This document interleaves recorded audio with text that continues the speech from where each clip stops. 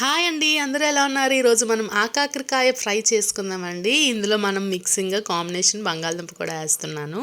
ముందుగా కళాయి పెట్టుకొని ఆయిల్ వేసుకొని అందులో పోపులు, ఎండుమిరపకాయలు, కరివేపాకు, జీలకర్ర, ఎల్లుల్లి వేసుకొని అవి ఫ్రై అయిన తర్వాత అందులోనే ఒక ఆనియన్ని సన్నంగా స్లైసెస్గా చేసుకొని అందులో వేసేసుకోండి. ఇది లైట్ గోల్డెన్ కలర్ వచ్చిన తర్వాత అందులోనే మనం ఆకాకరకాయ, బంగాళదుంపలు ముక్కలు చిన్న చిన్న ముక్కలు కట్ చేసుకొని అందులో వేసేసుకోండి. వేసుకొని మూత పెట్టుకొని ఆవిరికి దగ్గరికి బాగా ఫ్రై చేసుకోండి. సిమ్లోనే పెట్టుకోండి. సరిపడినంత సాల్ట్ వేసుకోండి.